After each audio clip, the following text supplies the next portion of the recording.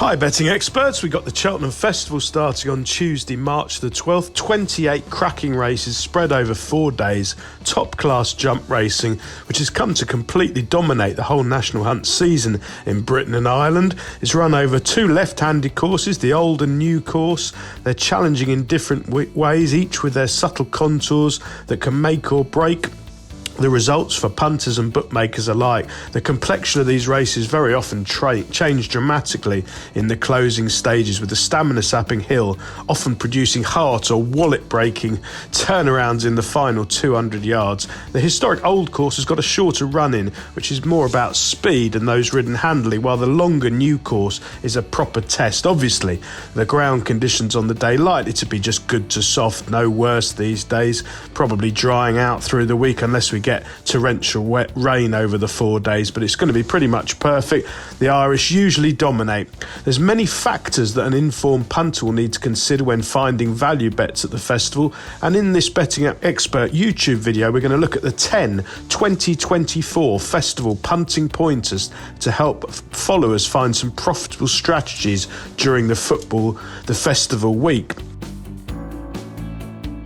The first one, follow the red-hot yards that are in form with a solid recent record of success, and also keep an eye on smaller stables who are in flying form. Obviously, statistically, the top Irish stables come back year after year and dominate Festival Week. Willie Mullins and Gordon Elliott in particular, fresh from milking the Dublin Racing Festival, are coming here with a plethora of short price favourites, and obviously it's well worth noting the jockey bookings, etc. on all of their mounts and the market moves.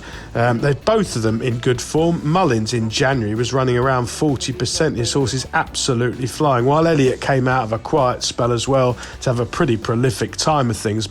It's also worth keeping an eye on smaller yards in the handicaps in particular, where stable form can be a significant factor and one that's often missed by the market. This season, for instance, excellent yards like Kim Bailey and Dr. Richard Newland have both been on the missing list for many months, and some of their horses could be well treated if they do revive in the weeks coming up to the festival.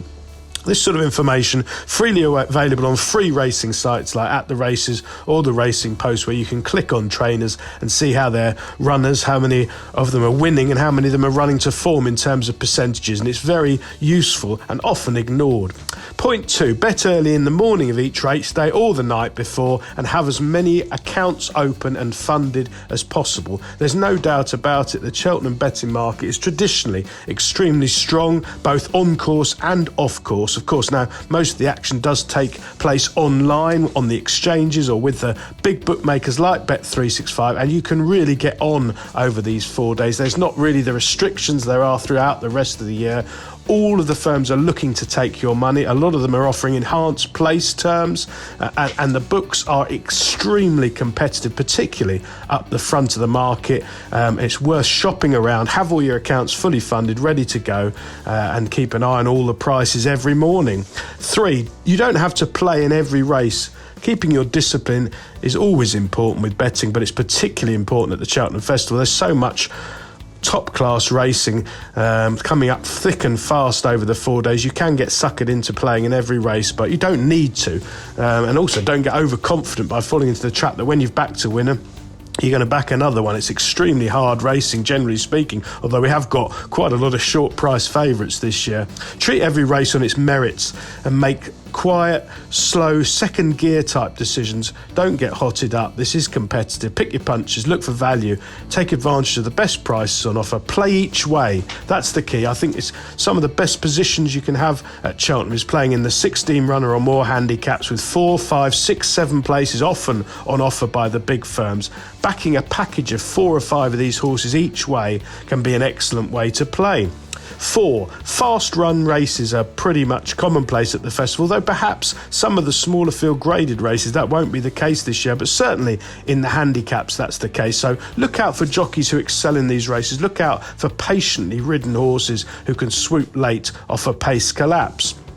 5, check out previous course form at Cheltenham, particularly at the previous festival. Spend an hour watching the 2023 festival back and quickly scroll through the last few Cheltenham meetings as well. It doesn't take long. It's freely available on websites like Sporting Life and Racing TV, and you'll see a million things that have been missed by the public and the press alike, who I think, in my opinion, some of the race reading and write-ups these days, even organisations like Timeform, I think they miss plenty of things. If you watch things away from the obvious, I'm not talking about horses getting a bump or falling at the last when they're in front, but look for track position, what gets a bad ride, what's poorly positioned off a slow pace.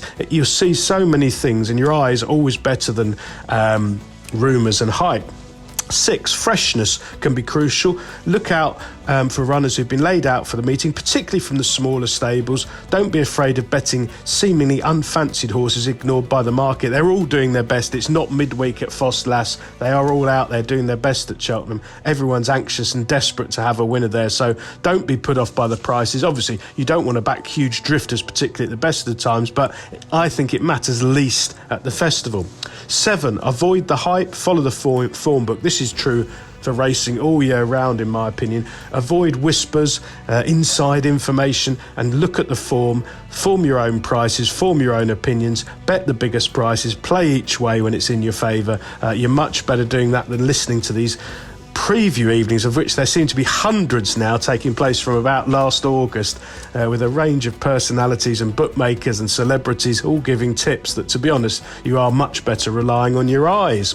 Number 8, check for any track bias. This probably won't be the case these days. We've got a new clerk of the course, but in the old days, Simon Clace used to overwater, in my opinion. Half the time, the inside was like glue, so going wide was a massive advantage. But the new clerk seems a bit less keen on this. Obviously, the weather can change things. It's just worth keeping an eye on things like certain jockeys as well are better at this, realising the bias than others.